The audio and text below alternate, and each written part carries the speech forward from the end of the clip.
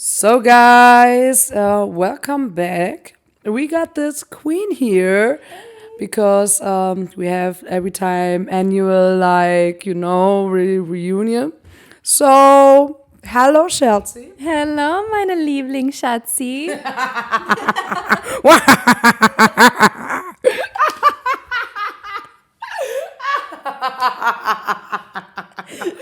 Yes, girl. Back in Berlin. Back in Berlin. So, what happened with you? You've been here since, last year. Like, you haven't been here around. What did you do, man? Yo, it's so good to be back, Polly. I missed you guys so much. That's the main reason I came back is because I just miss my people. Man, Really. of course. It's like all of my community is here in Berlin, and I am missing that every time I go away. So that's what's bringing me back. Okay. So we cleared that. But what did you do the last year? Oh, I was in Portugal with my mom for 1 month, and we were just traveling around from the north to the south. And then she actually had news that her boyfriend passed away at her place. So I decided to go back home with her and just kind of like support my mother in this way, and she supports me as well. And just like that emotional bonding was really powerful. So that was probably like 6 months, I think. And yeah, we were just relaxing, chilling, eating good food, celebrating holidays, birthdays. We love time at home. Yeah, Karen, if you see that, we love you. Like, you're a brilliant woman, and we're so happy that you're coming now to Europe. Yo. And after that, I was thinking where I want to go, and I thought I could do like retreats in Costa Rica. And I arrived there and I received immediately an invitation to attend a music festival from my friend Farida. I got an opportunity to volunteer there. So on the last day, my card and my phone got stolen. And in this case, I didn't know what to do. So I went to this plant medicine sanctuary where I was working on a farm and like working with the plants like ayahuasca and iboga and wachuma, San Pedro. So that was like a really powerful experience. We also did temazcals every week. And after that, I went to a retreat center where I was working in the kitchen. And I had to leave there. So I went to another retreat center and I painted a mural. And in that time, it was the low season. So it was raining so much, like pouring rain every day. I was in the jungle getting eaten by mosquitoes and like fighting off the animals, the crabs and the frogs in the kitchen. And I was like feeling so lonely, and I thought, man, I can have some amazing opportunities if I just go back to my people in Berlin. Yeah, would you say Berlin is your foundation or like the grounding spot? Guys, if you're not living in Berlin, you will also laugh about that. For real. People are not coming here for finding themselves, but like getting lost, you know?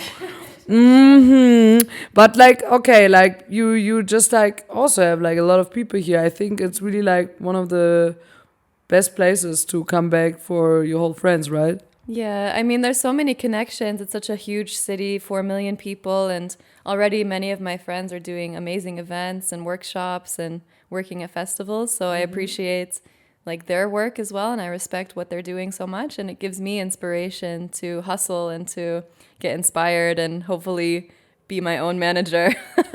Inshallah. Inshallah. When in Berlin. I have to say, like, it's hard sometimes. Like, you have to start somewhere, and maybe for these people who doesn't know her, you know, Chelsea, this little fairy, she travels around all the time. So if you don't have this ground, like, sometimes it can be hard. You just need to start. We already talked about a lot. But what would you recommend, like people when they're feeling lonely, maybe because you also had now this experience? What did you do?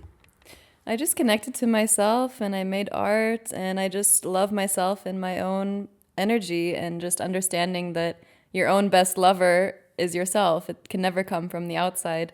So as long as you build that within your heart, period, Period. I think loneliness is an epidemic in our modern time, and especially in these big cities where everyone's like hustling and running to their job and running to their appointments, and you don't even have a second to think of how you're feeling or what your body is experiencing. You're so much in the mind of like hustle, work, dance, party, rave, repeat, and it's like such a, I don't know, I think even when you are surrounded by people, you can feel lonely. So in that way, deep connection and truth and authenticity is how I usually deal with it if it's not through my friends. Okay, but do you have practices also maybe for people who doesn't know how to start it better?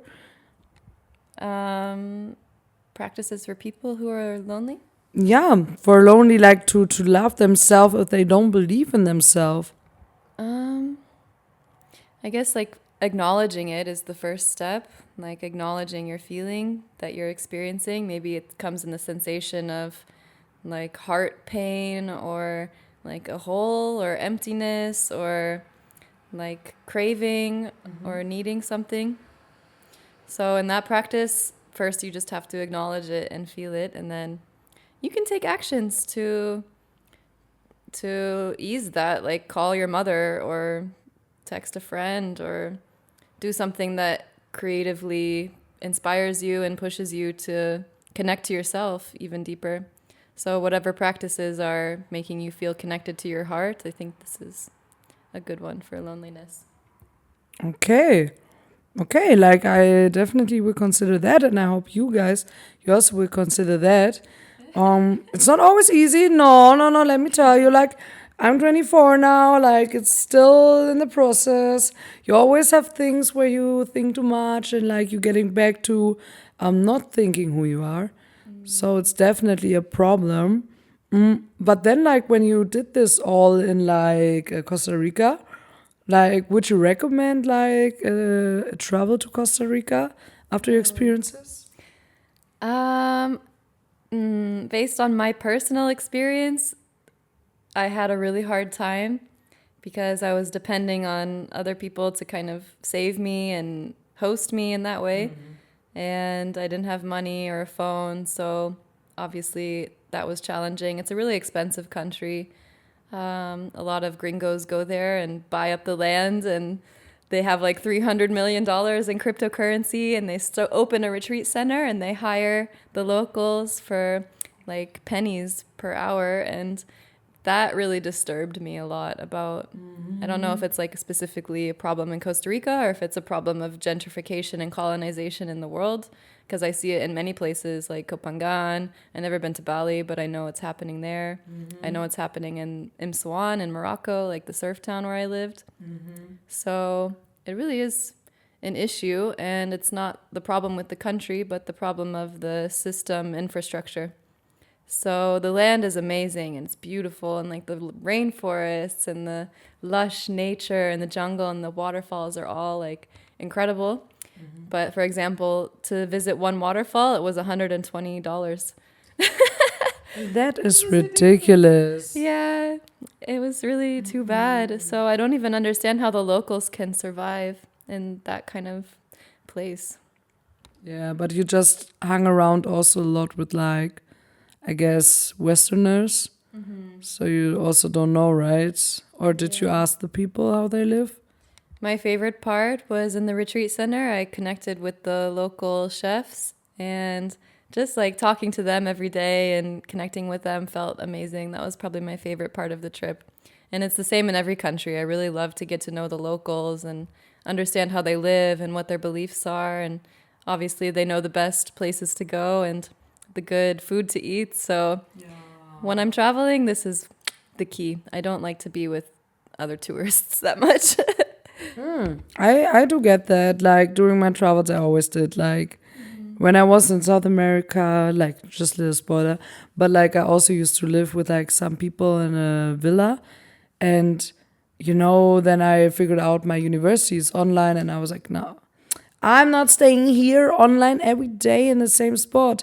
And then I made it, and it was amazing. And I really, really recommend this because now you have friends everywhere you can go. So do like you're just crazy. You're everywhere around. For real, man. Like you changed a lot. What would you say changed the most, like the last year, about you? I think I've just learned how to love myself more deeply. And honestly, that changes everything. Like the more you heal, the more that you grow and the more that you glow. So taking care of my Rap, rap, rap, rap. Oh yeah, we're gonna get into a rap later, don't worry. You won't miss out there. Like it's gorgeous. Yes. So I think I don't know, at some points I realized like you never changes. Like there's always a me, but it's not real. It's like the illusion of what me-ness is. I'm a yoga teacher, I'm a dancer, I'm an actress, I'm a whatever, like performer and everything like that, but those are all just labels in the end, and they're not really who I am. Who I am is like a spirit. It's you can't even write a book about it because it's so deep and so complex and so beautiful. It's a whole universe of yourself. And I think just like having practices where I believe in myself and I'm compassionate and I'm kind, like I change the thoughts in my head. If I'm having some kind of mean thought coming through, then I bring awareness to that and I'm like, okay, how can I improve that thought and make it more wholesome so that my thoughts are more loving and kind to myself? Because I think before it was really self-destructive, where I thought mean things about myself and I had like really low self-worth and low self-esteem. I was always looking for the outside, for other people to validate my existence and be like, oh, Chelsea, you're an amazing person. And I like was so hungry for that. I just wanted to eat more and more and more. And like this validation, it's so fake. Like nobody needs that in the end if it's not authentic. Definitely it is. And I feel like not everybody can find this. Maybe it's life. Some people more, some people less. But it's all in us, of course. And like after that, like what did it make with you? Like what did it made you do? Like could you like get out of your comfort zone after like getting more into this feeling? I think I'm kind of always out of my comfort zone. Like somehow I feel safe and fine everywhere I am, but I find myself in really dangerous situations sometimes where I don't know where I'm going to live or I don't know what I'm going to eat next because I don't know if I have enough money for that. And yeah, this is like my biggest struggle is this groundedness and rooting and focusing on committing to something and really long term like working for that, because for me, I just love to fly by my desires. Like I feel something, 100%. I feel something and I'm like, okay, I go with that feeling. It's very impulsive sometimes and I'm not really thinking it through logically. So I still have a little problems here and there. I can definitely, yeah, I can agree. But I also love that you're like having this easiness in life, that you don't take everything too seriously, and of course you need to find a way. But we spoke earlier about that you would do that, and you're so like you're gifted, like you're so skilled. So definitely you will get this, girl. Like you, every time we see you here, you get better. You always get better for good, you know. And yeah, do you have like an advice for lone travelers also, because you also are a person that really loves to hitchhike?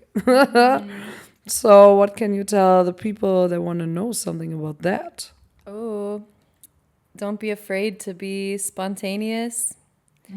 Always trust your gut. If something feels wrong, do not go into that situation. And connect with the locals. For me, the money comes into the question all the time of like, oh, when is the money coming next? And how do I work on my bank account? So If you have this, then it's way easier to travel. But if you don't have this, it's kind of a fun adventure. Like you can find your way. It's maybe more challenging, but more exciting somehow. Obviously, like getting a home is really important. I mean, even if that's a tent, like I was living in my tent in many places around. So yeah, I would recommend like be careful, use your wits and your cleverness, and trust your instinct. Did you also camp alone? Yeah. Have you seen this video? There's a video of a girl. She showed how to camp alone, and she had like an extra tent just for, like putting some like little traps in it for a bear. That like she gets warned and stuff. Like, have you ever done that, or are you this naive? Oh, I just camp here. I just camp here. Who would have expected that? Girl, you always like, man, like, what was the weirdest like experience you had when you were alone traveling? Because man, you're like I love that, but you're also like a 5-year-old, like, oh, butterflies, oh, everything is so cute and colorful. And like during traveling, I still feel it's somehow the inner child in you. Yeah. Yeah, so what is we want to know the tea. Okay. The first one that comes to my mind. Well, first of all, you're never really alone when you travel, because even when I'm camping alone, I'm going to the cafe every day and seeing my friends and going to a yoga studio to work or something. So in that way, I'm never alone, or I'm with nature. But me and my friend one time were on Kopangan, which is like the Tantra island. And I don't know if you guys heard about that, but it's such a funny place. And we didn't know what to do. We were so broke. We were just making like raw vegan cheesecakes and selling them at parties. And Smart. yeah, we were sleeping on the beach. And there was like this local Thai man playing guitar. And he was such a cool hippie. And he was just jamming. And his name was Pitoy. And I don't know, we went up to him and we were asking him about his life, or we were like, hey, we like your music. And he was asking us where we stay. And we are like, oh, right here, like on the beach. And he invited us to his place. He invited us back to his place. He lives in a tree house in the middle of the island. And it was also a bar, like a previously owned bar. So they served like alcohol and stuff. But at that time, not. It was only the tree house. He lived with like 3 other people. And they looked kind of rough. They had some, I don't know, like character, grittiness to them. And oh my God, he gave us a tour. And there was like hogs. They had like huge hogs. Like you could look down and they had like these giant pigs. And then we opened the freezer and there was like an alligator head. No! Yes, and they had all of these like animal parts in the fridge, and they had like these chickens running around, and they just let us sleep in the hammock up in the treehouse. And we would have like coffee with them and share meals sometimes. And one night we heard them getting in a fight, and we look and they're grabbing like these weapons, like a crowbar, like this metal crowbar, and some other things to like be in a fight. And we're just like hiding in the treehouse, and they run outside and they're like crazy shit is going down, like people screaming, people fighting. And later on, they were fine to us. Like they just treated us like cute young girls. And later we find out that they are the Kopangan Mafia. They're in charge of all of the drugs that are being sold. They run all of the festivals, all of the parties on the island. And Yeah, they were in like the drug cartel mafia, basically, of this place. And in the end, me and Sophia stayed there maybe like 1 week, and then we were like, okay, it's time to go somewhere else. Oh my We made enough God. cheesecakes.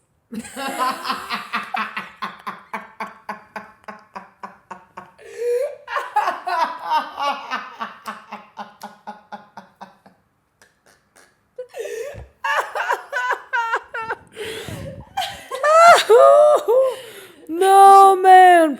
That is crazy. But like, did you figure it out when you still stayed in their place that they're mafia? Yeah. How?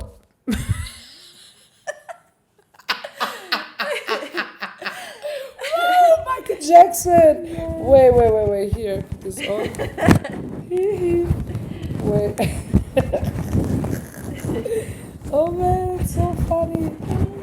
Wait. I hope it doesn't looks wrong. But okay. They like it. Yeah, I know you like it. Ugh. So, when you figured that out, how did you figure that out that they're the mafia? I don't remember. I think they told us or someone else told us. Maybe the neighbors or something. They were like, by the way, why are you staying there? That's the mafia.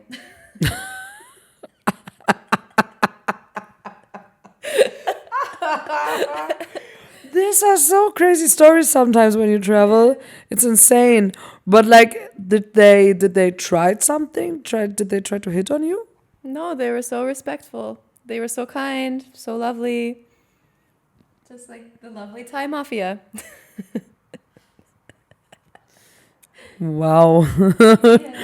Wow, that is a sick like story. But I mean, it ended up in the good way that they didn't hurt. Do they also have a pact? Because when I was in Colombia, I remember they also like have mafia and stuff. But they have the pacts, that they can't do something with like tourists because then they get problems with like police and stuff. Do they have some pacts in Thailand too about that? If anyone tries to sell drugs on the island, like a random person, the mafia will come after you because they're in charge of that. And I don't know about those rules that you said, but maybe. So they wouldn't even care if it's like if it's like a tourist. For sexual relations or what? No, for drugs and like for in general when they want to I don't know kidnap you or something the tourists are protected. I have no idea. Okay. Yeah, Colombia people think that Colombia is still like that, but they have pacts like it's really rare that something happens to tourists, so that's a good thing. Yeah, and I really find that's a crazy story, man. Like Thailand is definitely a place where you don't expect that. Yeah. So of course, man, for real, it's a lot. But what is your future now in Berlin? Like, what is your dream to like to make now when you're here? I want to make money. I want to make a lot of money doing workshops, events, making things like really from my heart. I already know I'm so skilled. I'm so passionate. I'm so like talented, and I have a lot to share with the world. And I just want to share it. That's all. I just want a space to share my gifts and to get compensated for that. Like, it's basically all. And see my friends, of course. The main Of thing. course, per. Yes, and like also, but what I really ask you because I know already, but they want to know whoever watched that. But like, of course, you need to say also what is your biggest dream, like in general. Forget about this money. Like it's something that you need to live, yeah. But what is really your dream, like to make in the future? Oh, that's such a nice question. I want to open my own retreat center. I would love to make bamboo tree houses in the jungle or the forest near the ocean or near a waterfall. And I want to have my own like holistic healing community with all of my family, my loved ones. Artists, healers can come in. It's also a residency, so people are coming in, sharing their gifts, and people are learning and healing and growing with each other. And I would say that's my biggest dream, to have this community one day. Where could you imagine that it would be? Anywhere. Everywhere. Okay, so also like online community, also, or more based in nature and like outside. Oh no, it's like a physical place that you can visit. Okay, and do you know people that already did it? And when yes, how did they do that? Because maybe it could inspire somebody, and maybe also it could inspire you. I know a lot of people who did that, and they did it by buying land. So we get, okay, I got that. So we get back to this point of I want to make a lot of money. I just, yeah, I just cut this part in again. Money comes to me easily. Money comes to me fast. Tomorrow we will check your bank account and we will see if this worked. Okay, we will do that. But here, like, this could be working maybe. Like, I'm curious to figure out that. Also, I would say we can, like, what I want to say. We will make a little break now because I need to go to toilet. Yes, and we get the good shit. Oh yeah, you will see. No, but like these are the most important points at first I wanted to speak with you about. And later we make a second part where we also will talk about a lot of other things, but in a different state then. So that is like now us without, and we have this comparison soon. So thank you so much at first for like telling me all of this. And man, I could. If anyone has a job, please hire me. If anyone has a job, please hire her. For real, she needs money. I really feel like you do eat every day the same. I might have to make cheesecakes again. Yeah, maybe, girl. Like you had so good ideas. We will make it work here in Berlin. We will make it twerk. Pow, pow, pow, pow, pow. So you see that, but now you need to pay for that. Then, if you watch it longer than 3 seconds, you need to send me now 100 euros on my PayPal. I just sent you the link to my PayPal. So see you, bitches. Thank you. Later, kids.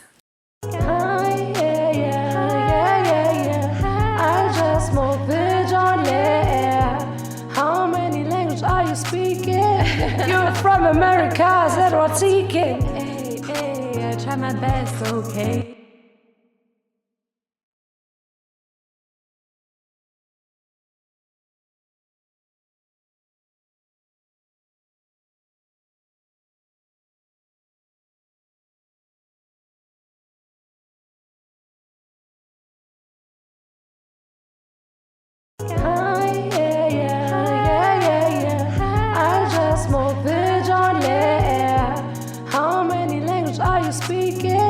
You're from America, is that what's seeking? Hey, I try my best, okay?